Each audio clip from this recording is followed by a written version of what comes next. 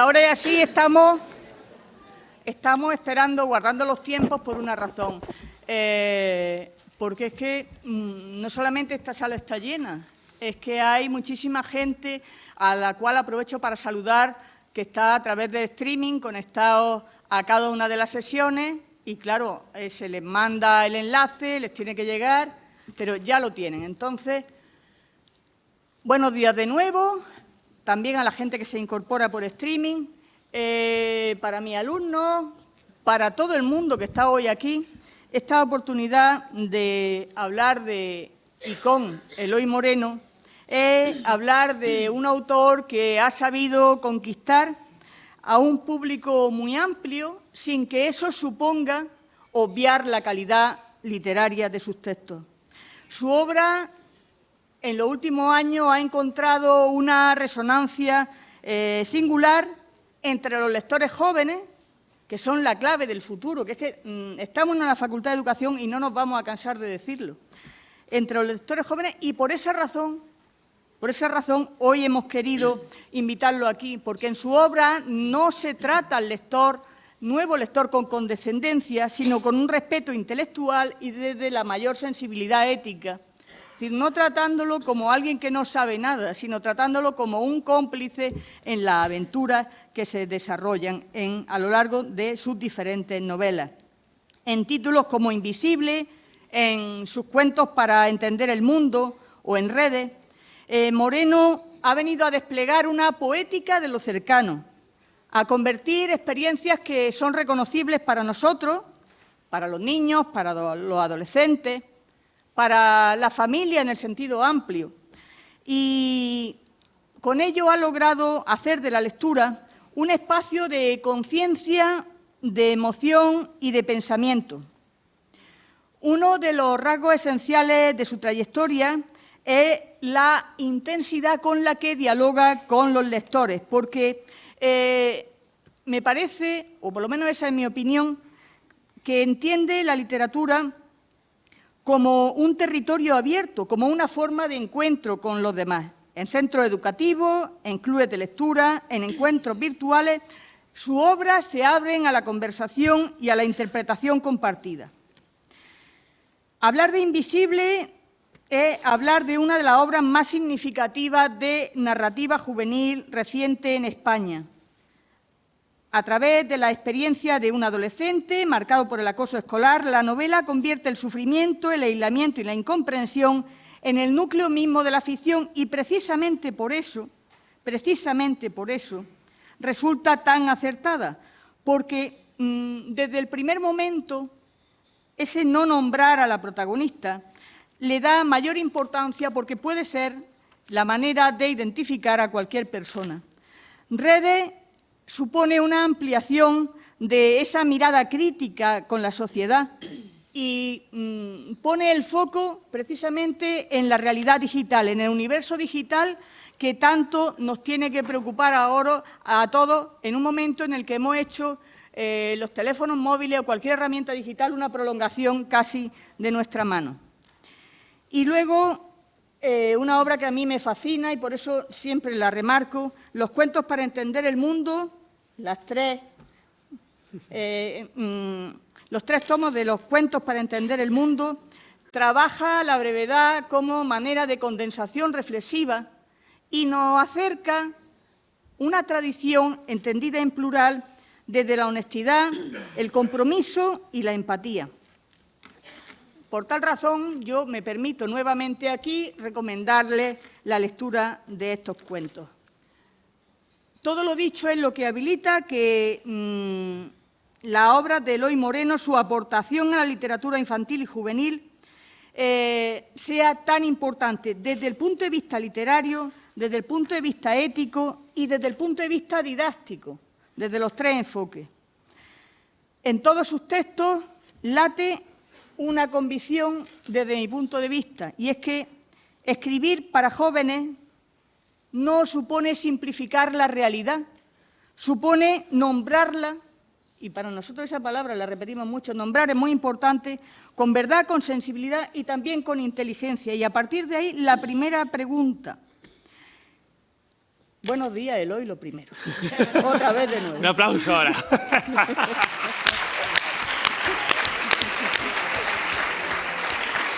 Buenos días, buenos días. Buenos días a todos. Aquí veo gente que no son alumnos también, ¿eh? Pero por la si edad, por arriba y por abajo. Como Claro. si lo fueran. Muy bien. Son de la casa. Muchísimas gracias a todos por llenar un sitio así. Hacía mucho tiempo que no venía a Granada. Creo que vine hace 10 años, por lo menos, y fue más de turismo que de autor, ¿no? Y bueno, la verdad es que es complicado a veces encontrar un hueco, pero os doy las gracias también por ponérmelo tan fácil y por estar aquí hoy. Así que bueno, encantado. Gracias a ti. La primera de las preguntas es, ¿cuándo empezaste a sentir que la escritura podía llegar de la manera en la que tú la concibes, tan distinta a otros autores, a los jóvenes lectores, a los lectores jóvenes? Te voy a desmontar todo el discurso que has hecho ahora. Me parece bien, pero soy profesora, tengo que aprender. No, porque yo nunca he escrito para jóvenes. Eso es una cosa curiosa. Yo jamás. O sea, yo nunca he escrito un libro, decir, este libro va para jóvenes o para adultos, me da igual, exactamente. A excepción de los libros infantiles, que tengo unos libros infantiles ilustrados, que evidentemente es para niños pequeños, ¿no? Pero yo cuando escribo un libro nunca pienso quién va a leerme, al revés. Creo que me tienen que leer todos. De hecho, cuando aquí se ve, ¿no? Pero en cualquier firma mía se ve la heterogeneidad de público, que viene la madre, el abuelo, el hijo, y todos han leído el mismo libro, todos han leído Tierra, todos han leído Invisible.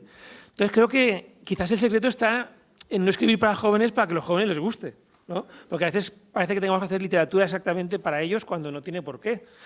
Entonces también creo que otra de los trucos no, un poco de las razones, ¿no? Es que escribo con un lenguaje muy fácil. Pero fácil no significa sencillo, ¿no? No sé si sabéis la diferencia. Es decir, yo puedo decir, supongo que más o menos todos habéis leído Invisible, con lo cual lo que voy a decir ahora lo entendéis.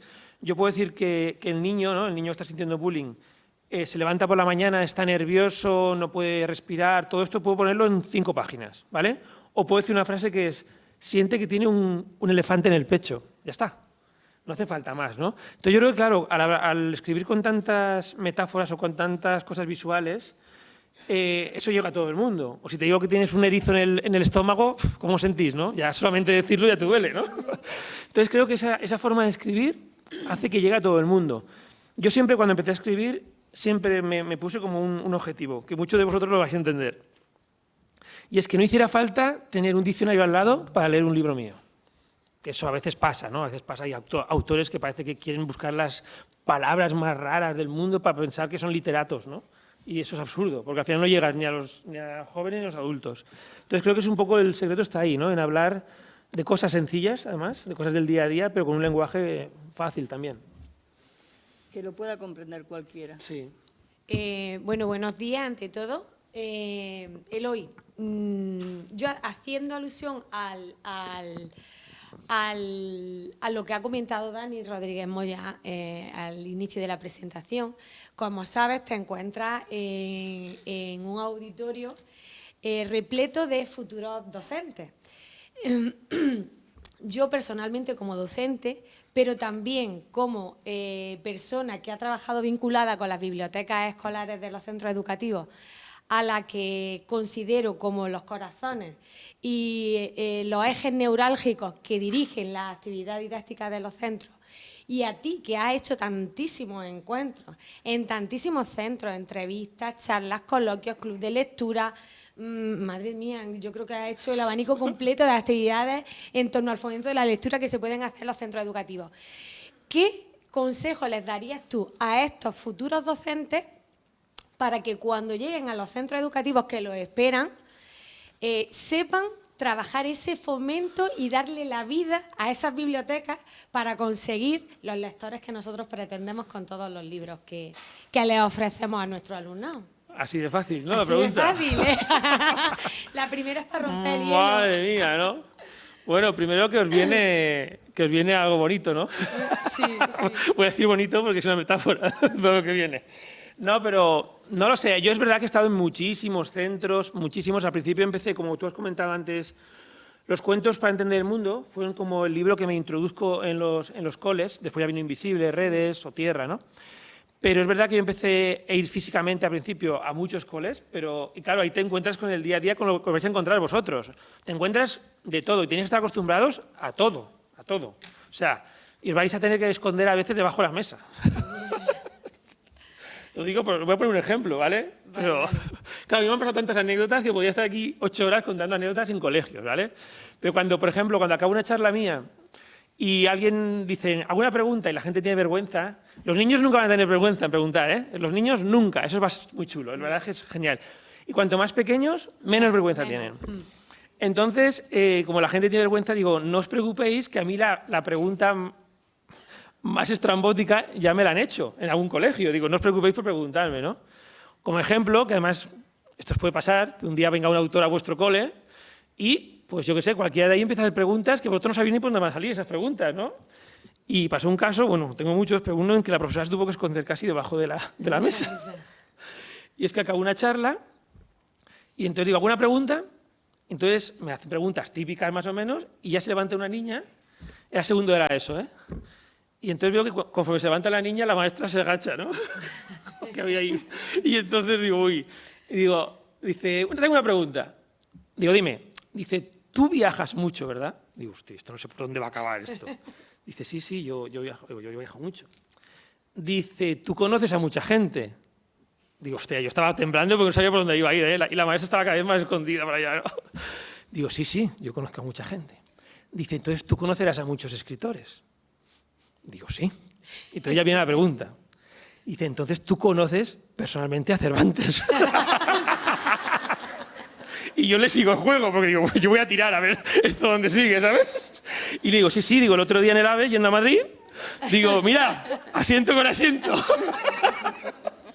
Digo, le dije tal Quijote, que tal Invisible, muy bien, tal, ¿no? Y claro, la maestra estaba que no sabía por dónde meterse, y esto no va a pasar, es que van a pasar un montón de cosas así, ¿no? Pero son divertidas y son bonitas, y al final es la inocencia de los niños. Entonces, creo que tenéis que disfrutar. Yo he estado como profesor, no, pero he estado en momentos, ¿no? Como docente cuando estoy allí, y salen cosas muy bonitas, ¿no? Entonces, al final, creo que tenéis que quedar con eso, aunque habrá días muy duros, pero al final creo que el consejo es un poco que estéis de alguna forma acompañándolos, ¿no? En lo que sea, y que cada alumno es distinto a los demás y cada uno va a salir por donde quiera. Pero bueno, al final creo que son todos gente muy bonita, ¿no? Como a mí me gusta decir. Es cierto.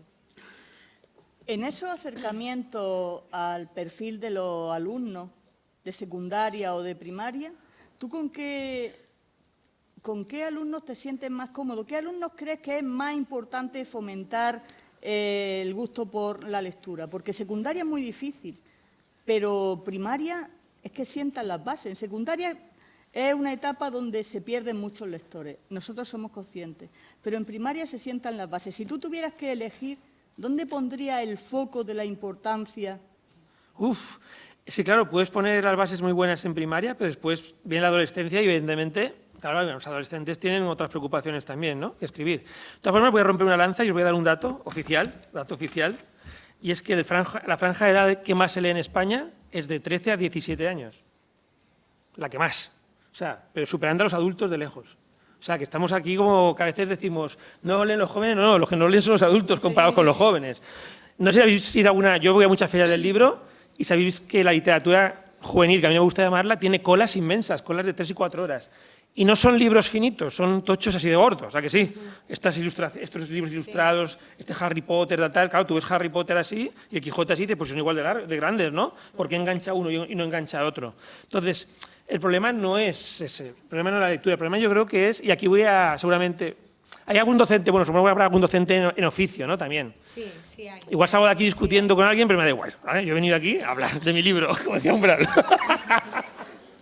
No, pero hay un debate que yo, ya que estamos yo he dado foros para cientos de profesores. Estuve en Palma con 600 profesores, ¿vale?, un montón de sitios, y hemos hablado del tema de cómo intentar que los alumnos, no cómo intentar que a los alumnos les guste la literatura, no, cómo intentar que los alumnos no odien la literatura, creo que es más importante, ¿no? Entonces yo voy a poner un ejemplo a todos y si queréis lo utilizáis en vuestro futuro, ¿vale? A ver qué os parece. A uno a lo mejor no le caigo bien después de esto, pero me da igual, ¿vale? Entonces, vamos a hacer un símil. Imaginad que todos vosotros nunca habéis ido al cine, ¿vale? No sabéis lo que es una pantalla de cine, ninguno. Y yo os digo, que os voy a descubrir el mundo del cine, que es precioso, que es igual que la literatura. No estoy haciendo un símil, que es muy bonito, tal, todo el mundo ilusionado a venirse conmigo a ver una película, ¿vale? Entonces venís todos y digo, y además os invito a palomitas a todos. Esto ya va a ser la leche, ¿no? Entonces vienen todos, imaginemos de 14 a 16 años, me llevo a toda la clase ahí al cine. Y nunca han ido al cine. Pero yo les digo que el cine es maravilloso. Entonces los meto a todos con sus palomitas, su Coca-Cola y lo que quieran, están todos sentados, ilusionadísimos, porque alguien nos ha dicho que la literatura no, que el cine es maravilloso. Empieza la película es en blanco y negro y muda. Y dice, hostia. Entonces supongo que los 5 primeros minutos estarán como comiendo las palomitas, ¿no? Pero a los 10 minutos dirán, esto no me gusta. Y yo diré, ya, pero es que es un clásico. Y los clásicos hay que verlos. ¿Estáis entendiendo un poquito esto? Entonces, ese niño va a salir de ahí odiando el cine, porque el cine no es eso realmente, no es solo eso. Sí que es eso, pero no es solo eso. Entonces, estamos haciendo lo mismo con la literatura. Estamos obligando a leer clásicos cuando realmente eso a lo mejor ni por época, ni por lenguaje, ni por nada, ahora mismo les entra. Entonces, ¿por qué no dejamos que elijan ellos la literatura? ¿No? Esa literatura que les guste a ellos. Y ya cuando les guste, cuando tengan ese amor, pues ya a lo mejor leen los clásicos. Pero creo que es un error muy grande, ¿no? Entonces, el otro día me lo decían en clase, el otro día, por ejemplo, hay una chica en Internet que creo que tiene 15.000 seguidores y es una cuenta de Instagram de lectura. Ella solo pone libros, lee unos 5 o 6 libros a la semana. La media está bien. Pues el otro día puso un post que dijo, menudo tostón de libro me acaban de poner como lectura. Una tía que lee 5 o 6 libros a la semana. O sea, no es que no le guste leer, igual estamos ahí haciendo algo mal, ¿no? Entonces, bueno, una reflexión que lanzo ahí. Hombre, yo creo que es cierto que cuando os encontréis con la realidad de los centros educativos que, como ya os he dicho, os esperan, somos personas, somos seres humanos y cada uno tiene unas necesidades, unas inquietudes, unos gustos. Entonces, entiendo, al hilo de lo que tú estás comentando, que es así, que no le podemos ofrecer todo a todos los niños en el mismo momento, porque a todos puede que no les apetezca. También el nivel evolutivo, madurativo de los niños también se tiene que tener en cuenta.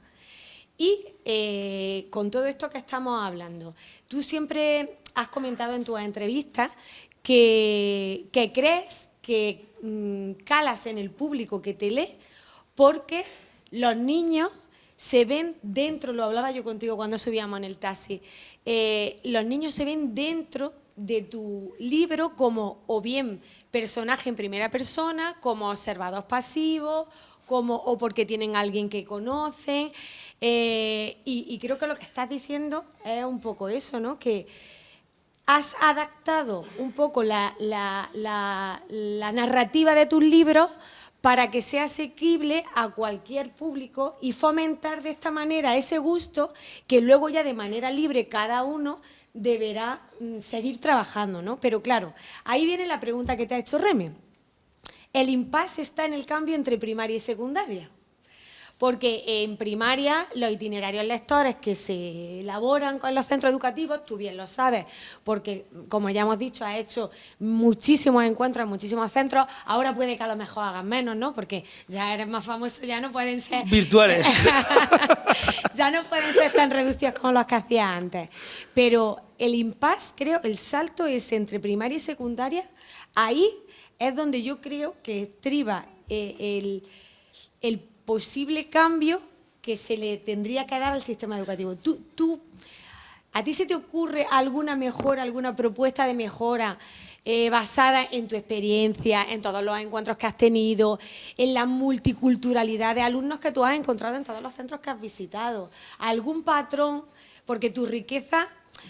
Tú has conocido muchísimos más niños que los que podemos conocer nosotros, que vamos por sota, caballo y rey de centros educativos. Tú has tenido la posibilidad de adentrarte en muchísimos centros de muchísimas comunidades autónomas y con sus características singulares de entorno y de población. ¿Hay algún patrón generalizado que a ti te pueda ayudar a decir, mira, creo que el error o la posible mejora del sistema educativo estriba en esto? ¿Hay algo así? Bueno, al final es un poco lo que he comentado, creo que en primaria en primaria o infantil son cuentos muy adaptados a los niños, ¿no? Al final, que además quieres que se diviertan, que aprendan cosas, que memoricen, ¿no? Pero de repente hay un paso ahí a partir de, no sé, pueden ser 10, 12, 13 años, no lo sé, en el que ya quieres meter a lo mejor cosas que aún no tienen la mente desarrollada para eso. Entonces, simplemente buscar, porque las hay, ¿no? Buscar literatura que les pueda gustar y sobre todo lo que tú decías, que se sientan dentro. Yo creo que alguien que ha leído Invisible, un adolescente ha leído Invisible o Redes, ellos a lo mejor no han sufrido bullying, pero ellos lo están viviendo de alguna forma, han visto a alguien al lado, ¿no? O ven a algún amigo, o con Redes igual, ven que están a la gente con el móvil, ven que se han enganchado aquí, que le han engañado a este. Entonces, claro, cuando tú lees algo donde estás viviendo en ese momento, en tu época, ¿no? Y volvemos un poco a lo mismo, yo creo que en su momento Cervantes no escribió El Quijote para niños de 13 años, creo que no. Entonces, claro, ahora mismo tenemos que hacer lecturas para esa edad. Y quizás ya vendrá después el puente, ¿no? En la ESO o en bachiller ya vendrá el puente hacia los clásicos. Pero no empezar tan pronto, a lo mejor empezar con cosas que a ellos, cuando lo lean, se sientan dentro, ¿no? Y que se sientan, incluso que lloren o incluso que empaticen contigo. A mí me ha venido, imaginaros con Invisible la de niños que me han escrito o que me han contado cosas que sus padres ni siquiera saben, ¿eh? O sea, a través de email. Dice, he leído tu libro y me he sentido así porque en clase me ha pasado esto, ¿no? Recuerdo un niño que en el COVID, ¿os acordáis que hubo un COVID, no? Sí. En el COVID, que estábamos todos encerrados, me llegó un email que aún lo tengo en la cabeza. El asunto del email era, no quiero que se acabe nunca el COVID. Imaginad lo que estaba pasando ese niño en casa, que estaba más feliz, encerrado en casa que yendo al instituto, ¿no? Decía, gracias al COVID no me meo, no me pegan, imaginaros. Pero dice, y gracias a un libro he visto que eso no sé. Entonces yo creo que tienen que ser libros que de alguna forma ellos estén dentro y que se sientan identificados. Y eso va a hacer que tengan ganas de leer, ¿no? Es un poco lo único que creo que puede haber.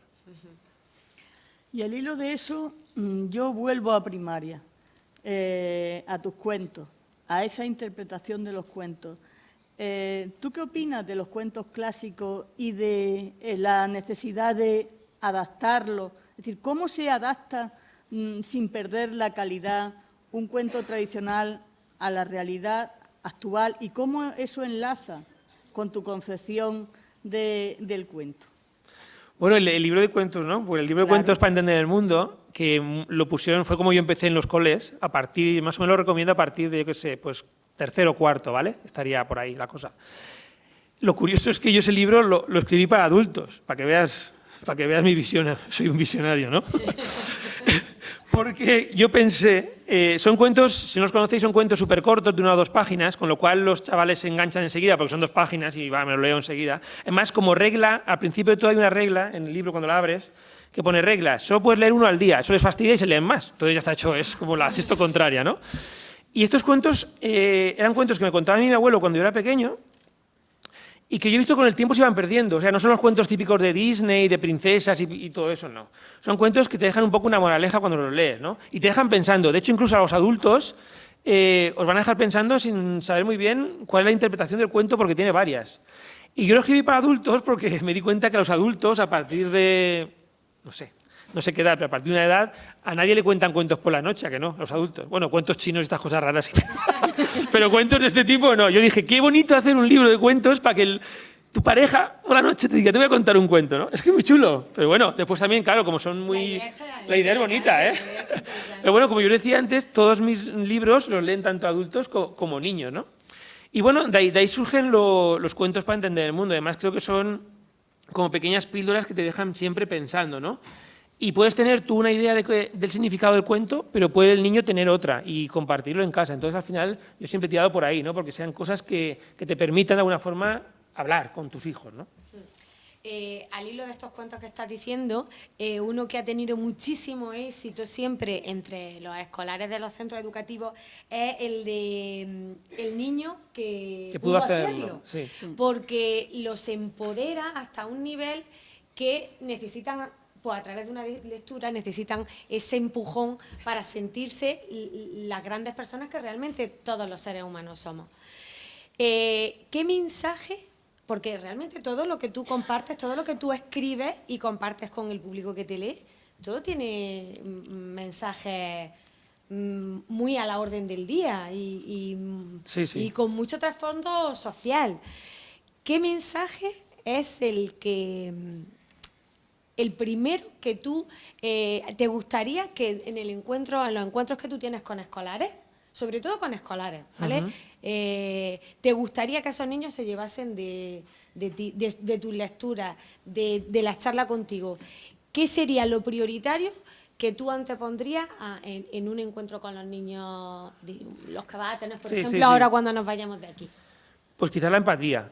Es decir, el poder ponerte en lugar de otro, ¿no? Porque siempre estamos como achacando, este ha hecho esto, ya, pero ¿por qué ha hecho eso? O sea, este ha hecho esto otro, ya, pero ¿por qué ha hecho esto otro, no? Alguna razón hay. De repente alguien no hace esto porque sí, ¿no? La gente, va a hacer esto y ya está. Siempre hay razones, ¿no? También quizás lo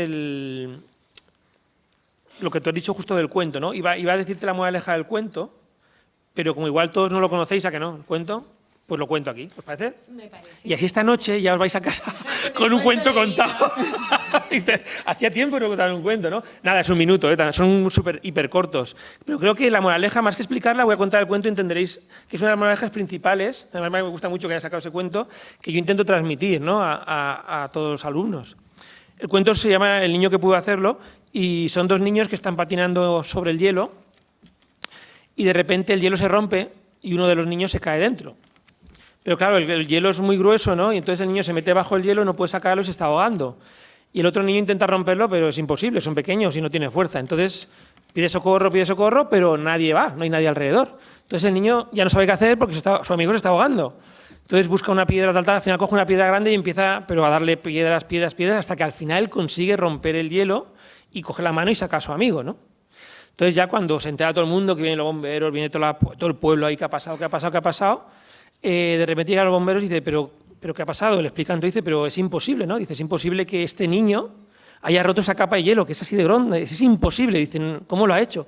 Y entonces un hombre que había por allí le dice, yo sí sé cómo lo ha hecho. Y todos dicen, ¿cómo? ¿Cómo ha podido hacerlo? Dice, pues porque no había nadie alrededor para decirle que no podía hacerlo. Y entonces por eso lo ha conseguido, ¿no? Y eso merece un aplauso ahora mismo.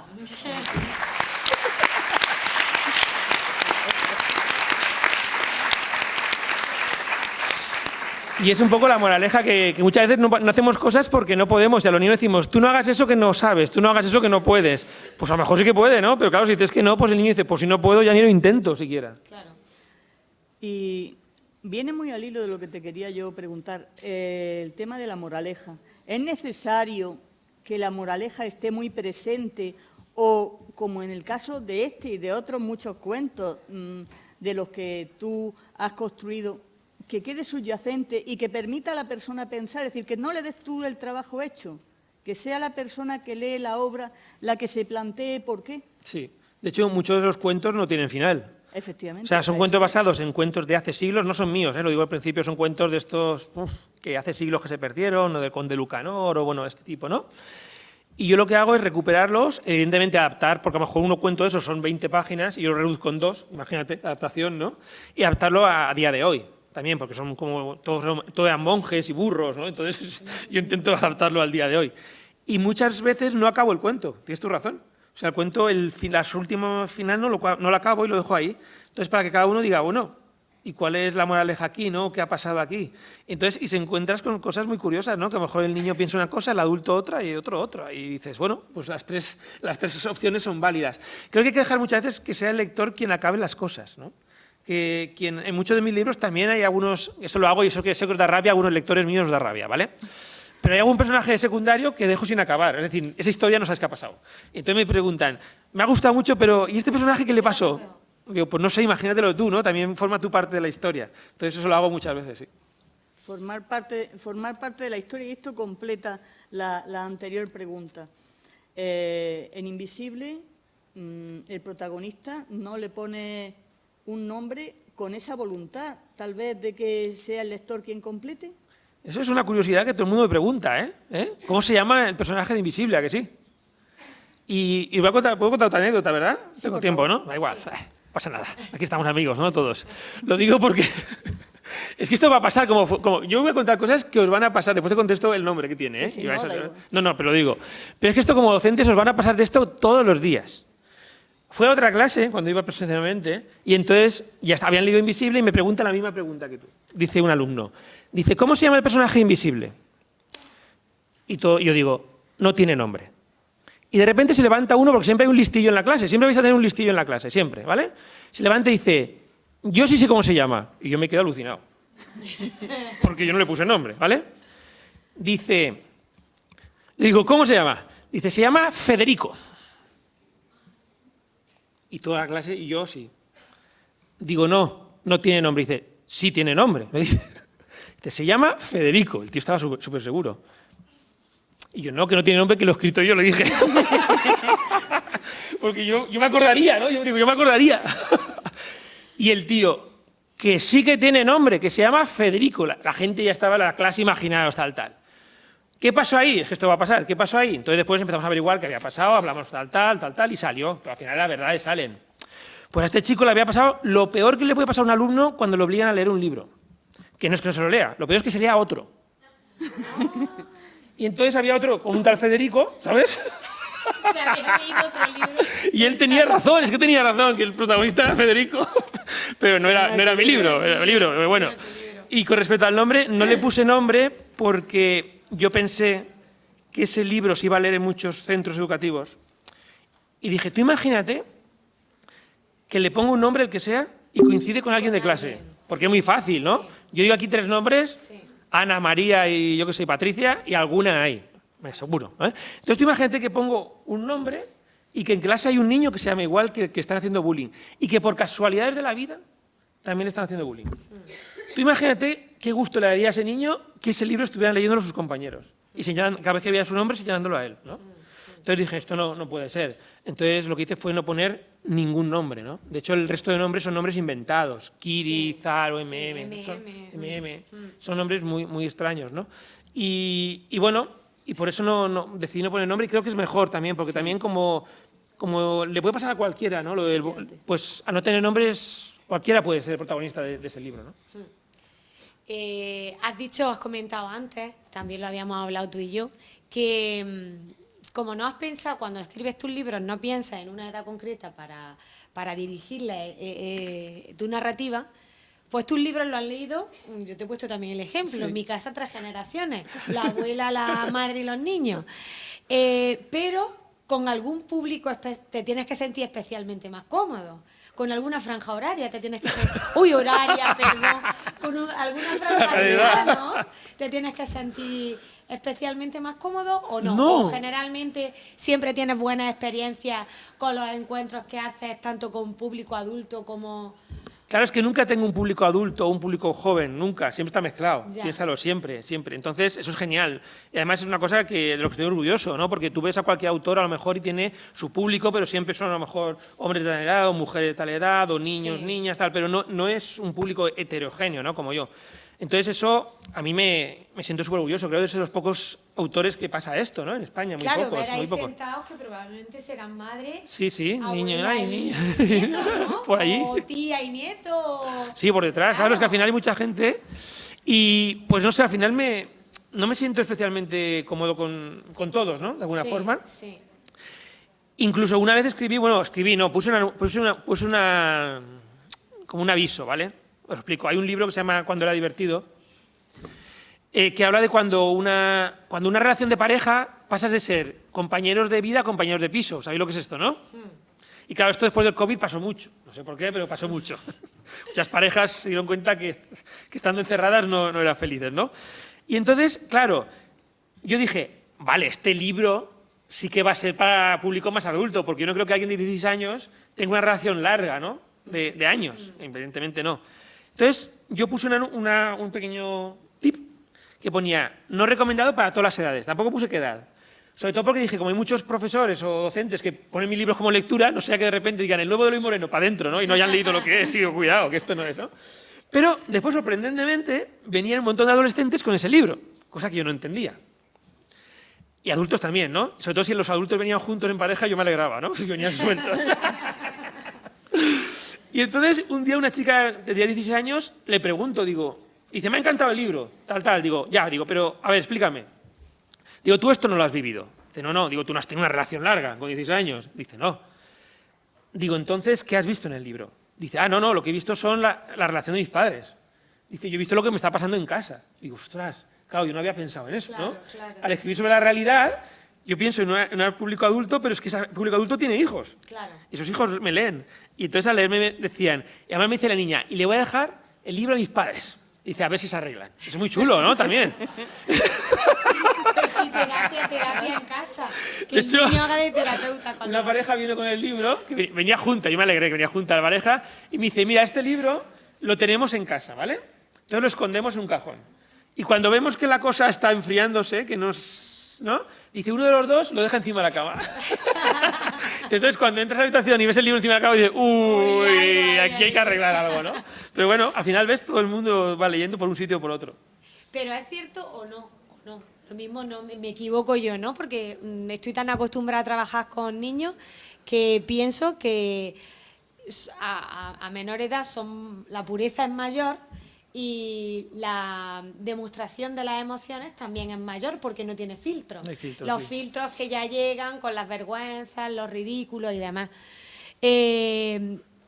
¿Es cierto o no que cuando has tenido encuentros con niños, pues tercero, cuarto, que suelen ser, ¿no? A partir de esa edad que leen tus libros, has tenido que ver que te han demostrado su cariño de una manera muchísimo más efusiva y más intensa que, por ejemplo, en un auditorio de gente Público más adulto. adulta, ¿no? Sí, pero que la ilusión es distinta. Sí. Claro, tiene mucha más ilusión. También piensa que para ellos, a veces los alumnos piensan que un escritor... Lo primero, uno me dijo que pensaba que estaba muerto yo ya, ¿no? Me dijo, Como Cervantes. Tú eras Cervantes. porque ellos muchas veces cuando leen, como leen novelas clásicas, dicen, este está muerto, ¿cómo va a venir Luis Moreno aquí si está muerto, no? Si está muerto. Entonces uno me dijo, me alegro de que no estés muerto porque así te puedo hacer una pregunta. Vale, ¿no? Pero bueno, cuanto más pequeños son, pues esas cosas salen, claro, porque ellos dicen, pues me alegro que no estés muerto, estar aquí conmigo. Y después, cuando más pequeñitos son, menos vergüenza tienen, más cariño, ¿no? Y también más cosas dicen que no tienen nada que ver con lo que te están preguntando también. Claro, claro. Uno me empezó a contar que le habían regalado el barco de Playmobil y bueno, pues vale, pues me encantó, ¿no? Pero la pregunta no era esa. Pero bueno, son divertidos, son muy divertidos. Después también, cuanto más adultos, es verdad que más vergüenza tienen, ¿no? Sí. Pero también los adultos, también, ¿eh? O sea, vosotros más adultos también tenéis más vergüenza en general. Nos da... creo que es el miedo al ridículo, ¿no? Siempre el miedo de que si pregunto esto, si pregunto lo otro... A la niña de Cervantes el miedo al ridículo le daba igual, Le daba ¿sabes? igual, Eso, sí. No tuvo ningún ninguno. problema, ¿no? Pero es Ella verdad. tenía una pregunta y tenía que saciar su curiosidad. Sí, sí. Pero es verdad que cuanto más jóvenes, el cariño es mucho más grande, ¿no? Y también la emotividad que tienen o la ilusión que tienen por algo. Sí. Pero bueno, yo creo que los adultos también, ¿para qué no lo demostramos Claro, tanto? La ilusión sí, la tenemos, ¿no? La ilusión la tenemos porque igual. Mira, yo aquí Claro. no conozco a todo el mundo, pero tienes una grandísima fan sentada en la segunda fila, a la izquierda, pero es que tienes otra grandísima fan sentada en la primera fila y podrían ser madre e hija. Claro. Así que aquí tenemos un claro ejemplo pero probablemente Daniela hable antes, te exprese antes a ti lo que... Le ha parecido un que libro, ¿no? Marta, ¿no? ¿Puede o no puede, Marta? ¿O no? Sí, ¿no? O no, ¿no? Pero bueno, sí, al final es eso, ¿no? Es un poco la edad. De hecho, cuando yo hago una conferencia y después hay mucha gente, al final siempre pregunta primero un niño y después la gente mayor Rompe el se hielo, rompe el ¿no? hielo Los los niños niños. rompen el hielo. Lo ponemos de liebre a los niños, Sí, ¿sabes? ¿no? Muy bien. Y luego hay algo al hilo también de lo que comentaba, es decir, la necesidad de validación. Es decir, primero romper el hielo y luego, de pronto, a mí Redes me ha impresionado mucho porque pone el foco en la necesidad que ahora tenemos todos de validación, de ser visto, de que constantemente se apruebe lo que estás haciendo y de los me gusta. Sí, los likes, sí. Exactamente. ¿Tú consideras que se ha roto ya esa dicotomía entre lo público y lo privado, lo que vive en tu intimidad y lo que muestra al exterior? Claro, a ver, las redes, ¿no? Que la pregunta es, las redes, yo creo que lo único que han hecho es amplificar por millones Sí. cómo es el ser humano, ¿no? Efectivamente. Porque tú te compras un vestido nuevo, ¿sí o no? Y cuando no había redes, tú vas enseguida a tu amigo o a tu amiga a decirle, mira, amiga, mira qué vestido más chulo me he comprado. Eso lo hacemos todos, ¿no? Mira qué me he comprado, ¿no? O quien se compre un coche, lo que sea. Lo primero que haces es enseñarlo a tus amigos. ¿Qué pasa? Que, claro, con las redes eso se amplifica y dices, bueno, ahora tengo 1.000 millones de amigos, pues lo amplifico a todo el mundo, ¿no? O el cotilleo, todos somos cotillas, ¿sí o no? Entonces tú antes cotilleabas a lo mejor por la mirilla de tu casa a ver qué hacía el vecino. Pero claro, si ahora tu vecino está en Internet y son 1.000 millones de vecinos, pues ahora cotillas todo lo que hacen. Entonces, creo que las redes en por sí no han hecho nada que el ser humano no lo haga por dentro. Pero sí que es verdad que yo creo que en redes, en el libro, que además sí que lo aconsejo mucho, sobre todo a docentes, es un bofetón en la cara de todo lo que está pasando, pero un bofetón que te quedas, ¿no? De hecho, hay cosas que yo creo que me he adelantado al futuro, ¿no? De hecho, se habla de una red social para niños de entre 3 y 5 años, que pues igual algún día estará, ¿no? Para que a los padres no les molesten en los restaurantes. Pero es que es muy fuerte, porque esto pasa, tú vas a un restaurante y hay niños que desde pequeño ya tienen la tableta aquí en el carro. Digo, pero eso es una locura, ¿no? Pero está, eso existe. Entonces, yo solo he hecho que reflejar eso. Y redes, además, mira, me gusta contarlo, voy a contarlo aquí, no lo suelo contar nunca, pero cómo sale un libro. Pero redes surge de una anécdota que me cuenta un amigo mío, para que veáis de dónde sale esto, ¿no? Él se va con su hija a un parque de atracciones, no voy a decir cuál, pero bueno, en España tampoco hay tantos. Y entonces se encuentran que suben a la montaña rusa y delante de ellos hay otro padre y una niña, y la niña está llorando, pero llorando mucho. Hasta que se da cuenta, la hija de mi amigo, que es una youtuber, una niña de estas influencers. Sí. Y que entonces empiezan como somos todos cotillas, empiezan a cotillar a ver de qué están hablando. Y se dan cuenta que es que el parque les ha pagado pues la estancia completa, ¿no?, de 2 días, ¿a cambio de qué? De que hagan alguna historia o un reel, ¿no?, del parque. Eso es lo típico que se suele hacer, ¿no?, patrocinando. Sí. Y entonces, claro, el problema es que la niña tenía fobia a las montañas rusas. Un pequeño problema. Pero tenía que hacer ahí, esa montaña rusa era muy importante para promocionarla. Total, que la niña se sube llorando, llorando, llorando. El padre va, que es un momento, que te tengo que hacerte un vídeo, tal, llorando, y mi amigo y su hija detrás, pues viendo el panorama, ¿no? Entonces se suben, la niña llorando todo el rato, hasta que llega un momento que el padre dice, ahora, y se pone a grabar. Y la niña sonríe, ¿no? Como si estuviera pasando súper bien, imagínate. Y dice, ya. Y toda la niña vuelve a llorar. Y quería salir de allí, que estaba pasando mal, acaba el viaje a la montaña rusa, y la niña se pone a vomitar. No podía aguantar más, es que lo estaba pasando fatal. Y ahora viene la segunda parte, que es que el padre le dice, la toma ha salido mal. Hay que repetirla. Hay que repetirla. Mi amigo ya se fue, pero ya volvieron a subir. Entonces, claro, dice que cuando llegó a casa, mi amigo con su hija, lo primero que hicieron fue meterse al canal de YouTube, ¿no? A ver qué había subido, a ver qué había pasado. Ellos habían visto la realidad. Pues finalmente se ve que la segunda toma había salido bien y tú entrabas al canal de YouTube de la niña esta y veías una niña súper sonriente, pasándolo genial en la montaña rusa. Entonces, ahí te das cuenta de lo falso que es Internet, que realmente fue el peor momento de su vida, pero para el resto de gente fue el mejor momento de su vida. Es Sasha de tus redes. Claro, esa niña que está obligada. Ese es el personaje de Sasha, ¿no? Entonces, creo que Redes es un libro que es, bueno, tanto para adultos como adolescentes, para todo el mundo, para que veáis un poco lo que estamos haciendo a veces con los niños también, ¿no? Obligándoles a hacer cosas que a lo mejor no quieren siquiera hacer. Claro, es que realmente creo que le estamos transmitiendo una imagen de que tienes que llegar a ser esto y nunca puedes, porque claro, ¿quién es todo el día hiper mega feliz, todo el día? Es imposible, es imposible. La vida está llena de alegría, de tristeza, de llanto, de risa, porque precisamente en la diversidad es donde encuentras la riqueza de cada momento, y una lágrima es bonita porque después viene un abrazo o viene una sonrisa que te reconforta y le da sentido a tu vida o a ese momento. Entonces, en este libro que tú has escrito de Redes, a mí especialmente me llama la atención la relación que Sasha tiene con los padres, cómo los padres la obligan a tener una vida que no es real para nada y que la gente no tiene ni idea del sufrimiento que esa niña está sufriendo. Y también describe en otra parte del libro una madre está en el parque con el hijo se cae, se hace sangre, y lo importante es retransmitir que su bebé se ha caído, pobrecito, la sangre, el niño llora, no entiende cómo la madre no lo... Y ya después de todo, cuando la toma está bien, está todo publicado y empieza a recibir likes, entonces ya atiendo a mi hijo. Claro. Es que da mucho que pensar, ¿eh? O sea, todo lo que está en el libro es real. Claro, esa es la pena, que es que sabemos qué pasa. Claro. Como, no sé si la gente más joven, por su corta edad, no ha vivido, no ha tenido tantas posibilidades de poder vivir y comparar y cotejar, pero las personas que somos más adultas, y sobre todo los docentes, que tenemos acceso a tantos núcleos familiares tan dispares y tan diferentes, y tú ves eso en el día a día, cómo es más importante el qué dirán los demás que la propia felicidad de tu hijo. Es muy triste. De hecho, y muy preocupante. Incluso el libro te hace reflexionar, sobre todo a los adultos, ¿no? Porque hay como una pregunta dentro del libro que dice, tu hijo está en la habitación esta noche, ¿no? Dice, sí, sí. Dice, ¿está solo? Dice, sí, sí, claro, ¿cómo va a estar acompañado mi hija, ¿no? Esta noche en la habitación. Dice, seguro que está sola, y no está sola. En esa habitación está entrando gente que tú no conoces, ¿sabes? A través de internet está entrando muchísima gente cuando tú jamás dejarías que un extraño, un adulto, estuviera con tu hija pasando la noche en su habitación. Que es, si lo piensas así, es fuerte. Sí. El mensaje ético subyacente en todas las obras, ¿cómo consigues que eso que tú decías al principio, vuelvo al principio, cómo conseguías que el erizo se quede en el estómago y el elefante en el corazón sin hacerlo patente? Es decir, eso que está en el fondo de tu escritura, ¿eso cómo se consigue? A ver, yo creo que tengo como un... Quizás lo único que me diría, no sería un don, ¿no? Pero lo que a mí me hace escribir es que yo soy muy empático. A mí me contáis algo y cuidado con lo que me contéis, porque después sale.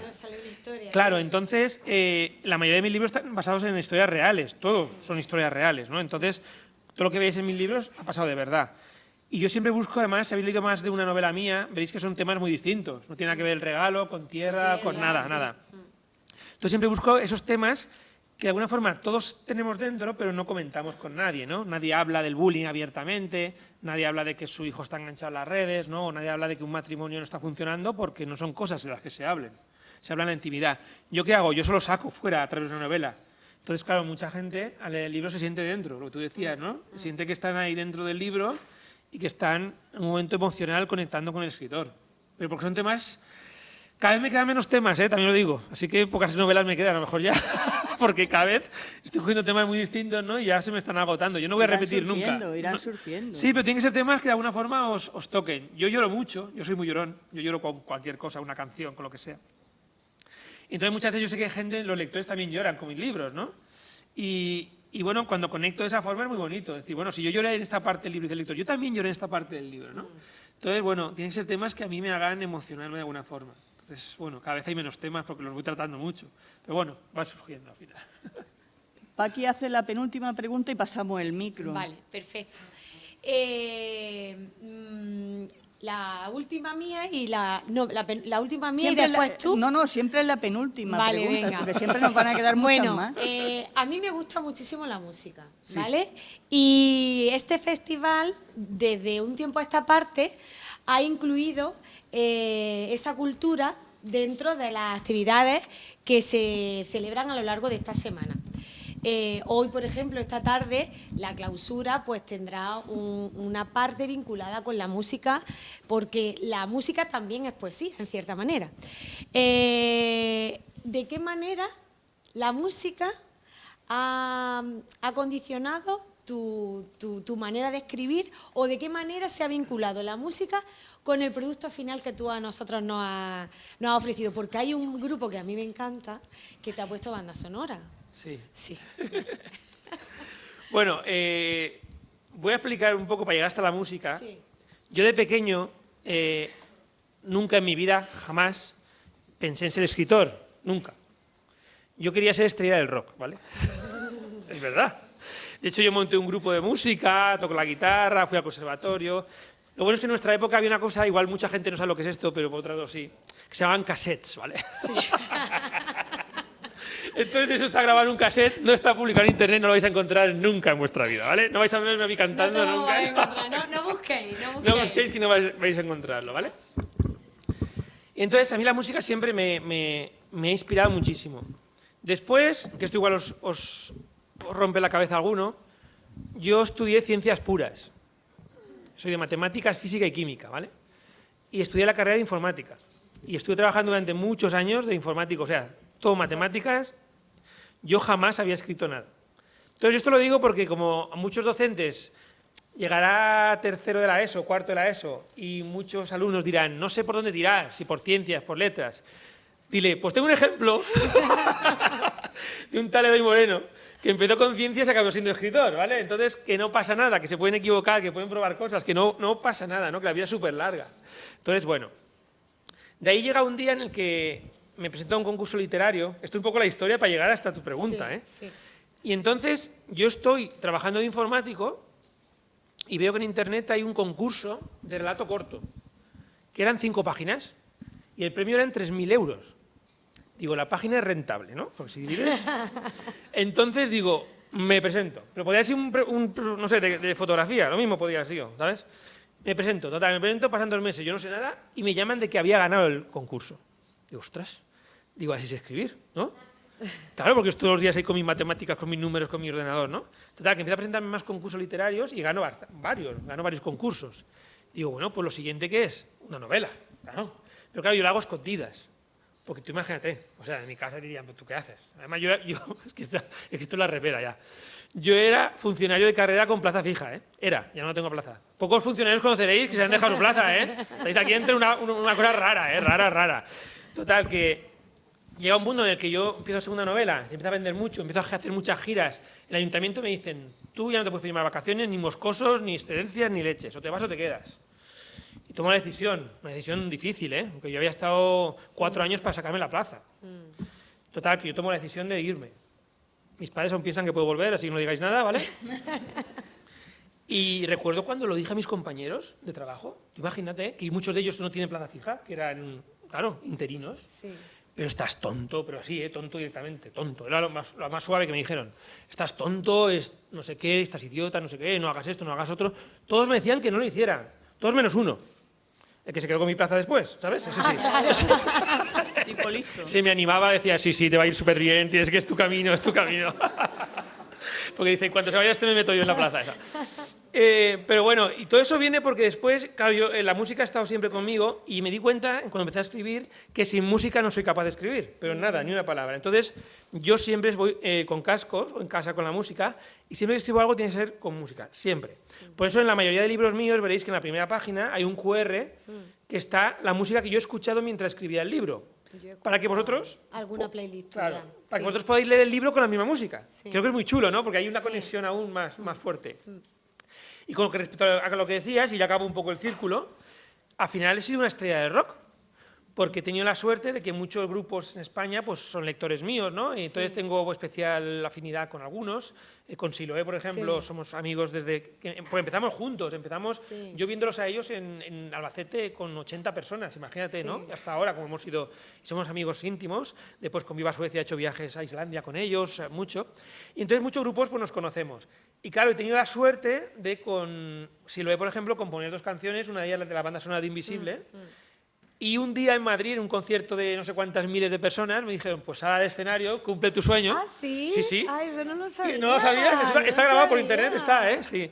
Y entonces, mientras ellos tocaban Invisible, yo leí como un trozo del libro, a la vez, era como, se puso Fito, el cantante, se puso conmigo al lado, él con la guitarra, yo leyendo un libro, y claro, me sentí ya una estrella del rock. Ya, dije, por fin he cumplido. Ha Y eso que se cumplido merece, su eso es sueño. una grabación.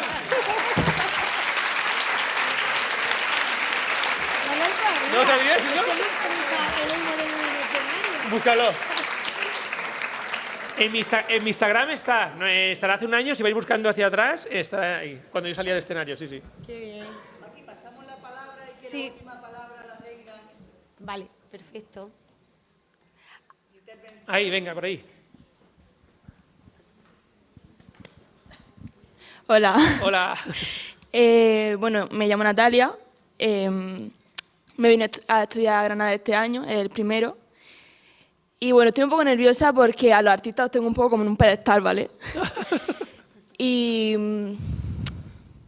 Vale. Esta pregunta es una que le llevo haciendo durante mucho tiempo a lo largo del instituto a profesores, a psicólogos, orientadores. Y nunca me han sabido responder, así que como ahora empiezo a darme cuenta de que los escritores son personas bastante normales dentro de lo que cabe, quería preguntarte, bueno, aprovechar y preguntarte que cómo se le pierde el miedo a ese acantilado al que se enfrenta un escritor cuando va a presentar un libro o quiere escribir una historia, a que tipo esa historia se pueda perder porque no sea lo suficientemente buena o no le llega a nadie. Me encanta la pregunta, sobre todo la segunda parte, o no le llega a nadie. El otro día salió un dato, lo visteis supongo todos, ¿no? Que creo que era que el 90% de los libros de España no se leen, no se compran. Perdón. Y Y es que esto pasa, es decir, yo tengo amigos libreros que ponte un poco en situación de un librero, ¿vale? Un librero tiene una librería, imaginemos que la librería es esta mesa, no tiene más espacio, está limitado, el espacio es limitado, ¿no? Entonces aquí tiene los libros que están vendiendo, los bestsellers, lo que más está vendiendo, que es donde él gana dinero. Pero ahora le llegan 800 novedades de autores que no conoce nadie. Dice el librero, ¿qué hago? Aparto lo que estoy vendiendo de esta mesa para poner algo que no sé si venderé nada, o los dejo en la caja y ya se volverán y no salen de ahí. Y el 90% no salen de las cajas. Ese es muy fuerte, pero es triste. ¿Qué hacer? Yo te voy a dar una solución que es la que hice yo y la que hoy en día está funcionando, ¿vale? Hoy en día no envía el escritor no envía un manuscrito a una librería, a una editorial, porque no quieren. Es al revés. Es decir, cuando la editorial ve que por las redes o por algún sitio hay un libro que está funcionando, te llaman ellos a ti. Entonces, mi consejo, moverlo vosotros, no os queda más remedio. No tendría que ser así, ya lo sé, no tendría que ser así, ¿no? La editorial debería hacer eso, pero no, como la realidad no es esa, entonces yo empecé así, yo empecé con mi autoeditado, mi libro autoeditado, repartiéndolo por Castellón por la librería, me iba a Valencia, me iba a Alicante, me ponía 3 o 4 horas en una librería en la puerta, como haciendo una firma, ¿no?, de libros, que uno que pasaba le informaba, y si el libro es bueno, que es la segunda parte que me han dicho, si el libro es bueno, el boca a boca empieza a funcionar, ¿eh? Eso empieza a funcionar de verdad, y en mi caso me costó un año, pero funcionó, y que en Castellón, mi ciudad, pues Castellón, 200.000 habitantes, empezaba a conocerse que había un libro que funcionaba, y yo llegué a vender 3.000 libros, que 3.000 libros es una barbaridad, en Castellón, en mi ciudad, porque la gente empezó a recomendarlo, ¿no? Claro, a partir de ahí ya la editorial en aquel momento Espasa vio que había un libro que se estaba vendiendo mucho, me llamaron, les gustó el libro y la publicaron en toda España y funcionó, ¿vale? Es un poco ese camino de hoy. No esperéis enviar una editorial y que funcione porque no van a hacer nada, ¿vale? Es así de triste. Entonces, un poco, no sé si te he contestado un poco la pregunta, o iba por otro lado también. Porque me han dicho el miedo, ¿no? El miedo a que no te lean.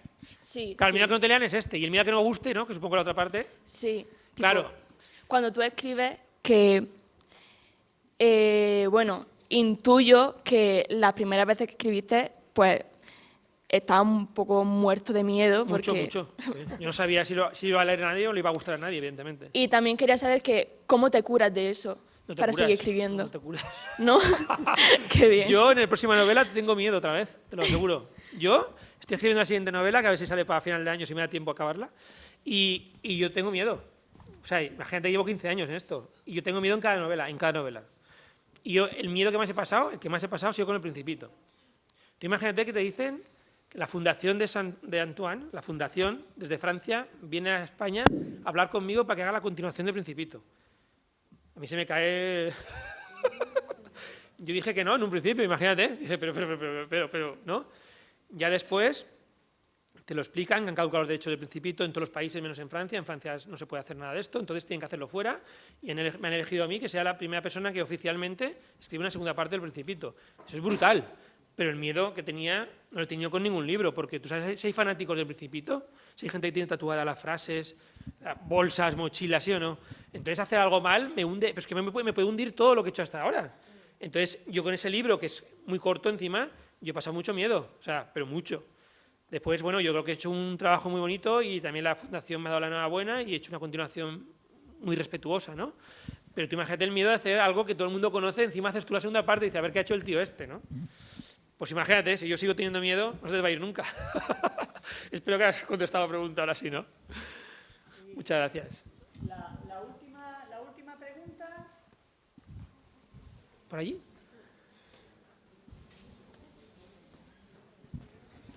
Gracias. ¿Qué? La penúltima. Penúltima. Hombre. Dime. Hola, yo soy Ana. Bueno, lo primero de todo que decirte que es un honor asistir a este encuentro y demás y poder preguntarte directamente. Bueno, yo sobre todo, bueno, no sé si se pueden hacer varias dentro de una misma pregunta. Tú inténtalo, siempre inténtalo.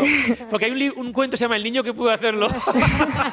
Si no lo intentas, después ya veremos si contestamos todas, no, pero tú inténtalo. Bueno, primero, a ver, yo en un futuro me gustaría también dedicarme a la escritura, pero claro, siempre existe ese miedo, como has dicho antes, del fracaso.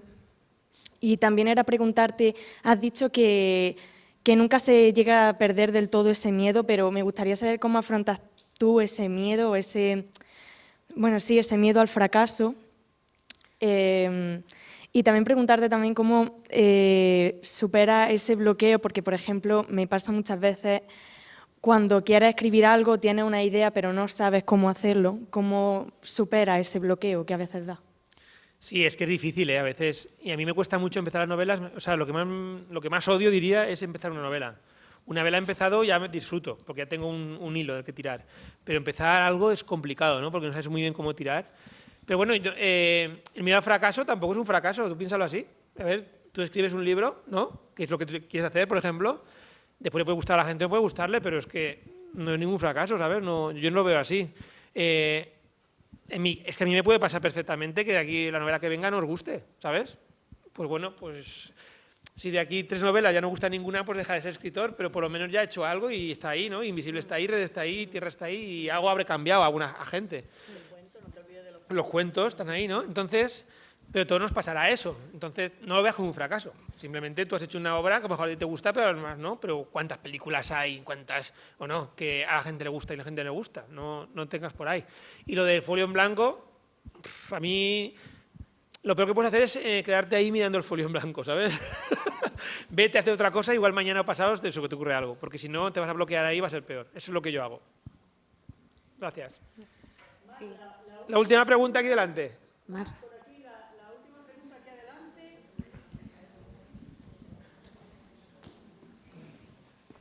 Al asistente más joven del salón.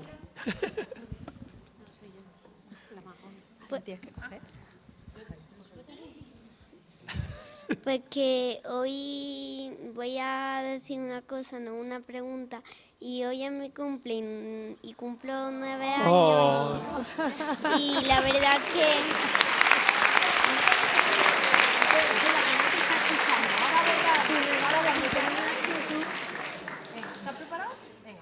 Y la verdad que me hace mucha ilusión de mayor ser escritor y pues que también me interesan los libros y que además el año pasado hicimos un concurso de libros y gané yo. ¡Toma!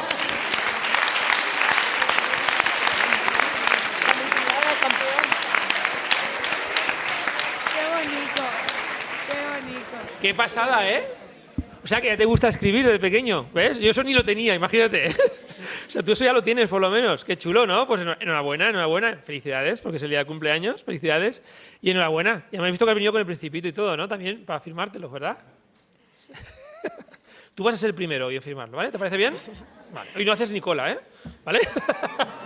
Regalo de cumpleaños, regalo de cumpleaños.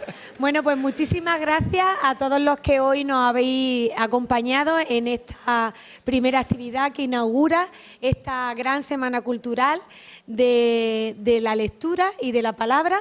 Y sin más, pues pido un fuerte aplauso para Eloy. Muchísimas gracias. Gracias, Eloy. Gracias.